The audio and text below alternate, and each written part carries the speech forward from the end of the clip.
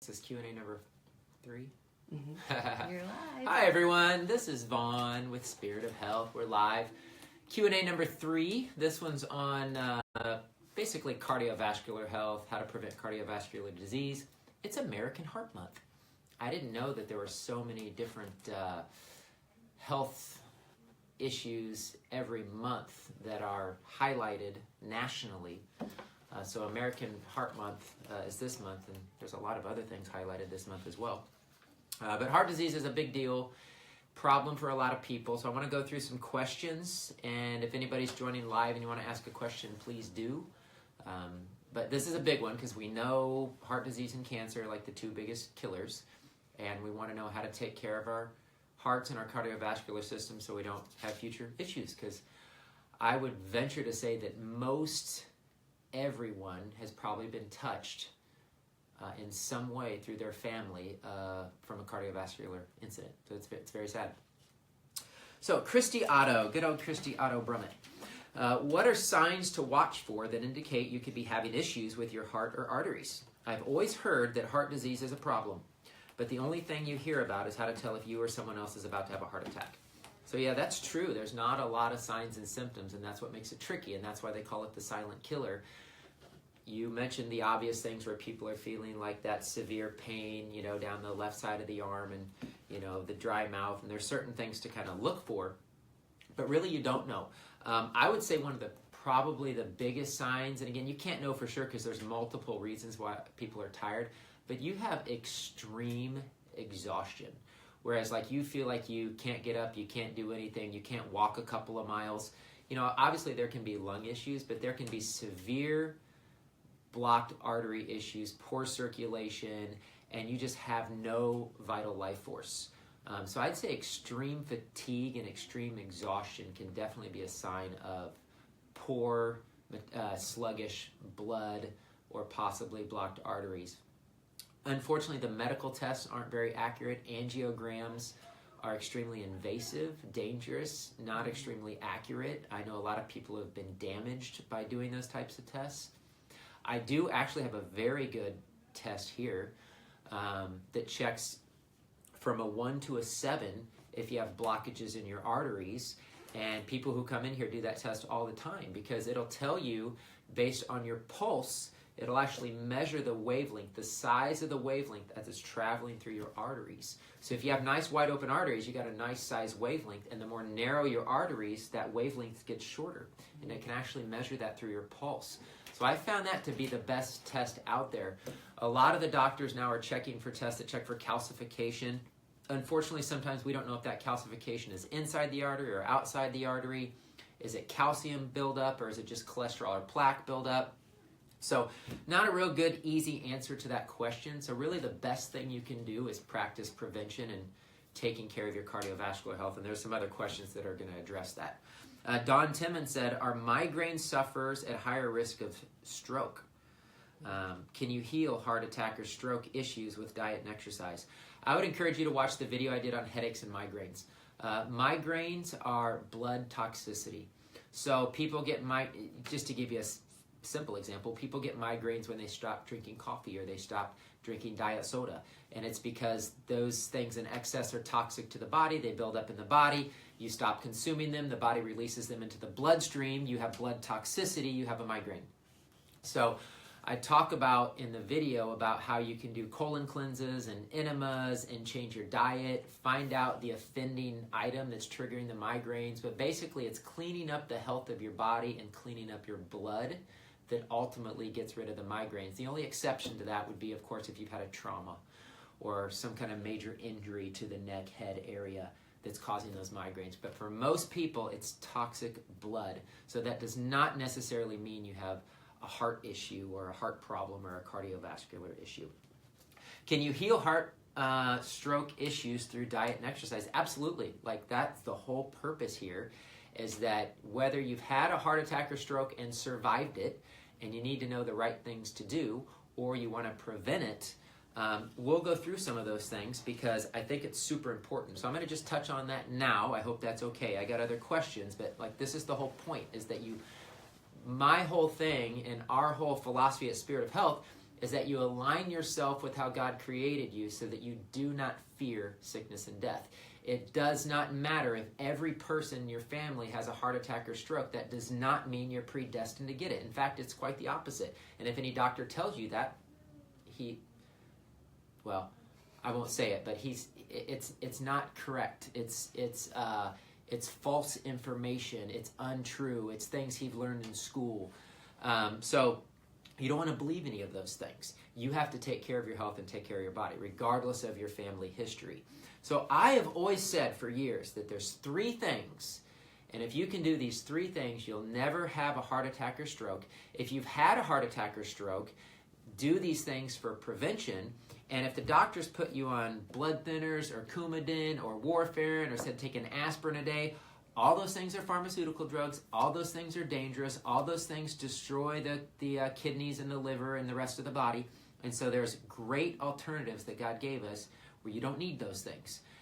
So whether it's prevention or it's post-heart attack or stroke, it's the same. One is systemic enzymes. This is Nepronol. I've given this to people for 10 years. I can't tell you how many people this has saved. It keeps your blood platelets from sticking together. It increases your viscosity of your blood, how well it's flowing through your body. It does everything that aspirin does times 20. Instead of having negative side effects, it has positive other benefits like cleaning up scar tissue in the body, like destroying viruses and bacteria in the body. It's the cleanup crew. It's like Pac-Man is my little fun analogy, like that old game Pac-Man. It goes in and it gobbles up blocked arteries, cholesterol that's built up in the body. And it just gets everything flowing smoothly. So I love Nepronol. Empty stomach is crucial because you want it in your bloodstream, cleaning up your blood. When people do the test and they find they have blocked arteries, I put them on Nepronol. We can check every month and we can see that 5, which is a severely blocked artery, go to a 4, to a 3, to a 2. And we can see the improved arterial blood flow through a product like Nepronol. So I love systemic enzymes. Now this is a heart formula. It's got a blend of enzymes and other things for ultimate heart health.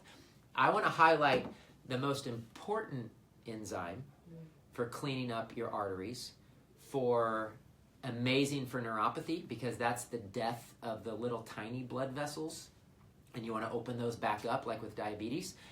It gets through the blood-brain barrier and breaks down amyloid plaque, that cholesterol buildup that leads to dementia and Alzheimer's and these issues. And it also is the most powerful enzyme for cleaning up the blood, and that's an enzyme called nattokinase. So this is a product called Nattozyme by US Enzymes. And so if you take high doses of natto, you will clean up your blood, you will break down amyloid plaque, it'll reduce cholesterol, it'll help reverse neuropathy and those damage to the capillaries at the extremities, and a lot more than that. So I just wanted to highlight natto because that's the most important enzyme. So a lot of people, if it's severe, I'll have them do Nepronol and extra natto. Just to really clean up their cardiovascular system. So that's 1 is enzymes. 2 is good old magnesium. Everybody knows about magnesium. Magnesium just relaxes the blood vessels. It's a vasodilator. It relaxes the nerves in the nervous system. It helps people with the stress, anxiety issues. And every cardiovascular doctor on the planet should be giving people magnesium, but I don't even know if most of them mention it. It's really sad. So magnesium. Calm is good. You can do the magnesium oil foot soaks by Health and Wisdom. I love that too. The third thing, good old cayenne pepper. You need good circulation. There's other things that help with circulation like turmeric and garlic, but cayenne's the best because it works the fastest. People can pop out of a heart attack taking cayenne pepper. I saw it in Las Vegas when I worked at a health food store. Guy fell, had a heart attack, gave him some liquid cayenne pepper. About a minute later, he came to, he woke up, he stood up, the ambulance came, and he said, I'm not going to go to the hospital, and he went home. It was pretty crazy. So cayenne pepper is amazing for circulation. And again, if you take it every day, it'll just keep your blood flowing and keep everything moving and working in your body. Exercise would be the other obvious thing. Stagnation is a problem.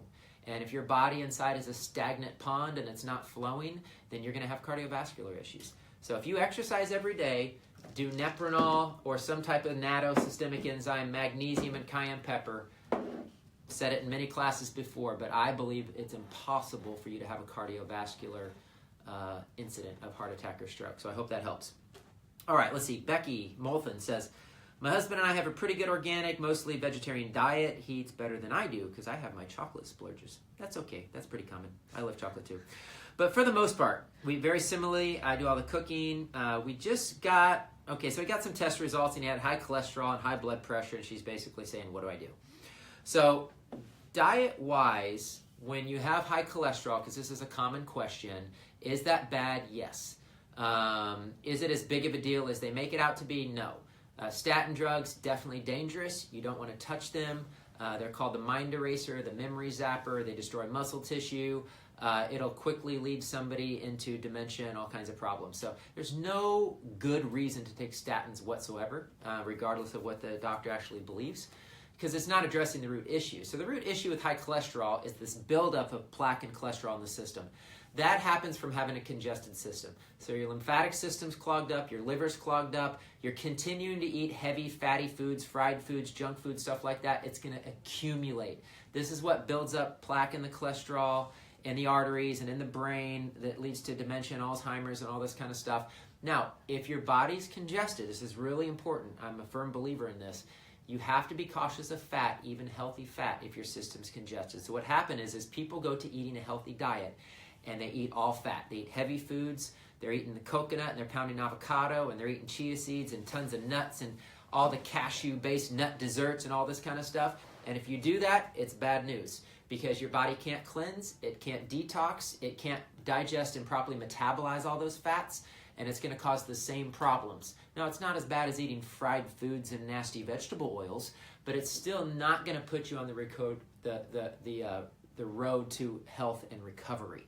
So the people who are healing themselves of cardiovascular disease and these issues are lightening up the diet, eating lots of fruits, lots of vegetables, lots of greens, keeping it, lean meats, just keeping it really simple, really light, exercising. Don't get into going crazy with eating healthy fats just because it's healthy for you. So that would kind of be my warning with that. And so if you get away from all the heavy fats, even nuts and seeds and nut butters and stuff like that. So if you take a break off of your liver from eating all those fats, even the good ones, stick to a little bit of olives and olive oil and just basic stuff that you're probably going to get normally anyway, the cholesterol numbers will come back down. Work on your liver. Do a lymph cleanse, do a liver cleanse, do some of those liver gallbladder flushes. A lot of this stuff builds up because of this junk and congestion in the bile ducts and in the liver gallbladder. I can't tell you how many people over and over. Had 2 gals in here today that did liver gallbladder flushes and noticed significant improvement in their symptoms and how they feel after doing the liver gallbladder flushes. So I hope that helps on the high cholesterol. Amy said the same question. Hey, do you think high cholesterol is unhealthy? What kind of foods have you eliminated? So hopefully I just addressed that. Just get away from the heavy fatty foods. Stick to fruits, vegetables, lots of greens, lean meats, some starches if you want, fine potatoes, some rice, some quinoa, but get away from the heavy foods. And so this is where I differ a little bit. Like I used to be into GAPS, I used to be into Weston A. Price, and they promote that as good for everyone. It's not. If you're any kind of a health professional, practitioner, naturopath like me, you will see from practical experience that that does not work for a big portion of the population who comes in and they're sick and they need to heal. So really caution against the heavy fat, the heavy meat, the ketogenic diet. There's a lot of dangers to the ketogenic diet, and it's like the popular craze right now. It's crazy. It's not a cleansing, healing diet. I'm just going to say that. I'm not saying it can't be beneficial for some people in some situations, but the way people are promoting it as great for everyone is absolutely erroneous, and I just want to be clear with that. So I have one question. What about dairy and sugar with the heart road cholesterol? Oh, absolutely. Thank you. So yeah, dairy and sugar are probably the worst offenders. Oh, yeah, okay. I mean dairy especially, because dairy's a heavy, congesting, mucus-forming food. So you definitely want to stay away from dairy. Sugar, I would say fruit sugar is what you want to stick to. You want to stick to fruit sugar. And so I'm glad she made that point, because the liver has to process fats and sugar. And so like we know the worst thing on the planet you can possibly eat, and I know some of you guys love it. I used to, donuts, right? So like you can't eat a donut.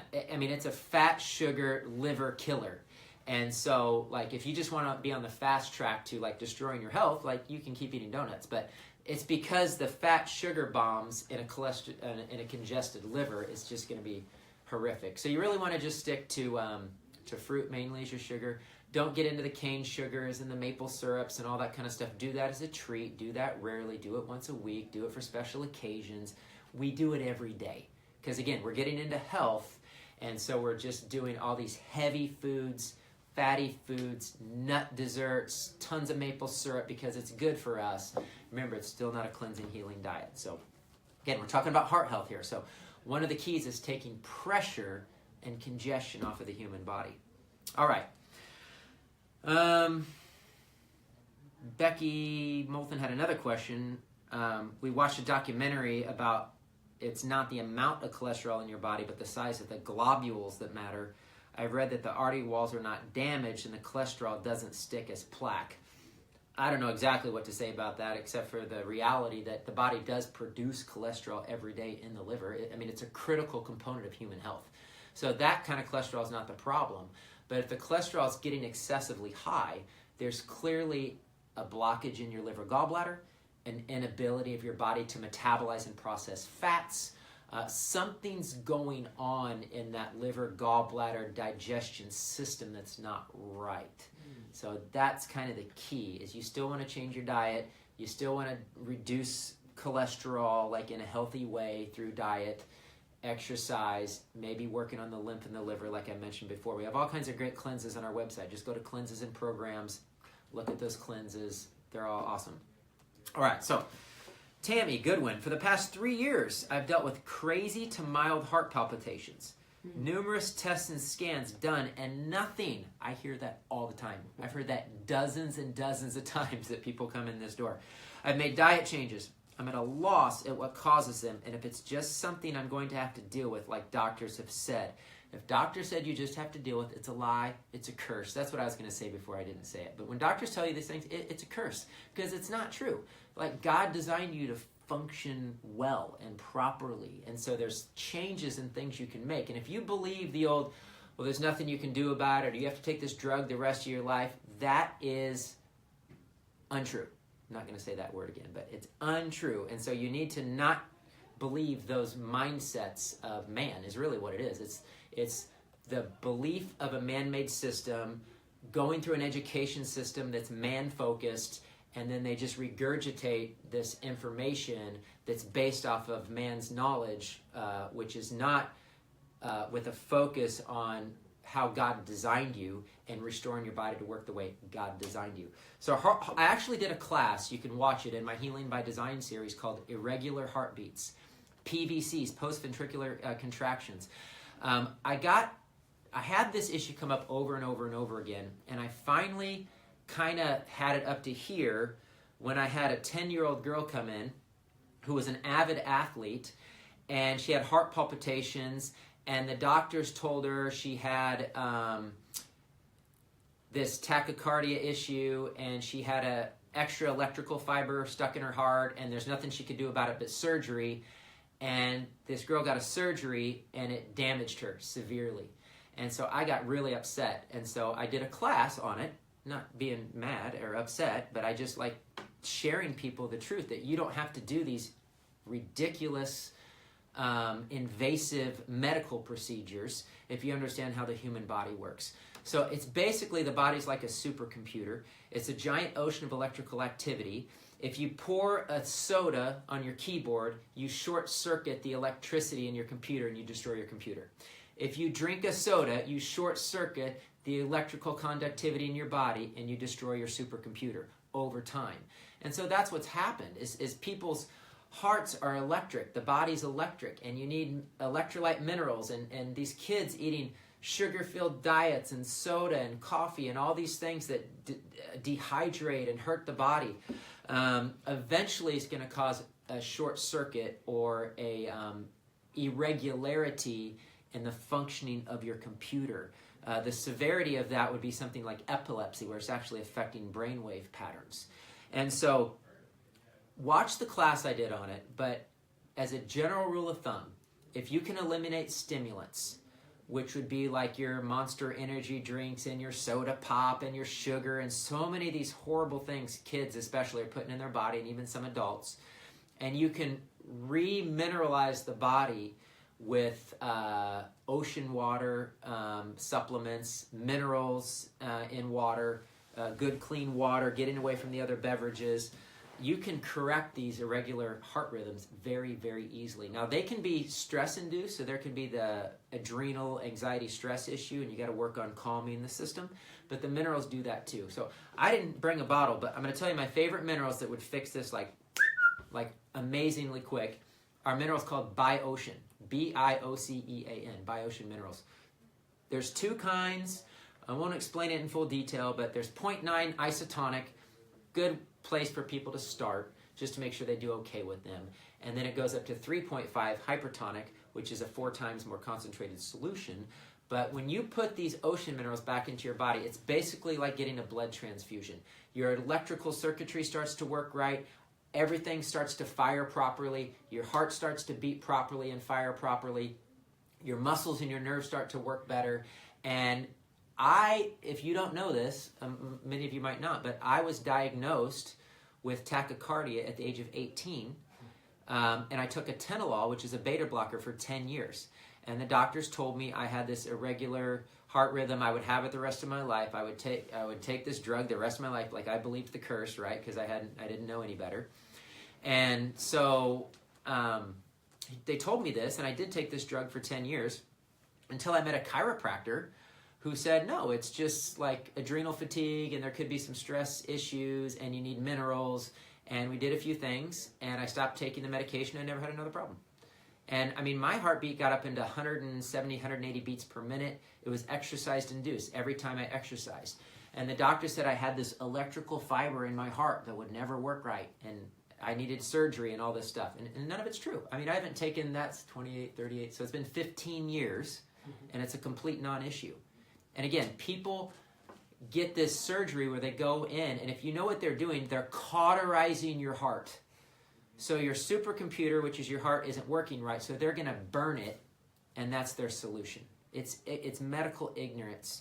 And so I just want to be very clear, because I don't want people to suffer through doing these ridiculous procedures when it's a simple dehydration, mineral deficiency issue. You need minerals to get everything functioning and working right in your body, and you might need to work on the stress anxiety issue with your adrenals and do a little adrenal support, which I have lots of videos on the adrenals. So, all right. Ann Martin, blood pressure. High blood pressure versus low blood pressure. What are the numbers that we should be concerned about versus what the medical system says we should be concerned about? And what do those numbers really tell us? That's a great question. High blood pressure, systolic over diastolic, it's really adrenals over kidneys. So when that bottom number is high, like it's high 80s, 90s, that's a major kidney issue. So I always see with blood pressure 2 main issues. It's kidney issues, so do a kidney cleanse, and a lot of people have been set free from drugs and medications and the fear of high blood pressure just by doing our kidney cleanse. It's a 21-day kidney cleanse on our website. It's amazing. I can give you lots of testimonials on that. So it's either kidney issues, especially if that bottom number is really high. If that top number is really high, it could be adrenal issues. And a lot of people, their high blood pressure is stimulated by stress, anxiety, stressful situations, adrenaline release, releasing adrenaline into the bloodstream, which spikes everything. And so you want to work on calming and relaxing your system, getting the minerals in your body, taking some holy basil, getting enough rest. If you're a mom, taking a spa day and make the husband watch the kids. You know what I'm saying? I'm just being funny, but seriously, like, there needs to be a calming, relaxing effect going on for your body. So with high blood pressure, it's those 2 things. Low blood pressure is almost always adrenal fatigue. It's weak, poor blood volume. The 2 quickest fixes for low blood pressure is salt in your water. So you can use the Biocean minerals. If you want to get more salt, you can do like the Soleil method, where you make up this little concoction and put this salty water in water and drink it. And licorice root. So salt in your water and licorice root will bring up low blood pressure. Very dangerous in general. Very dangerous, especially for pregnancy, because you need blood volume to build a healthy baby. And so you want to work on your adrenals. You want to work on getting your minerals and your blood volume built up to be stronger. And that can be very helpful for the low blood pressure. All right, hope that answered that.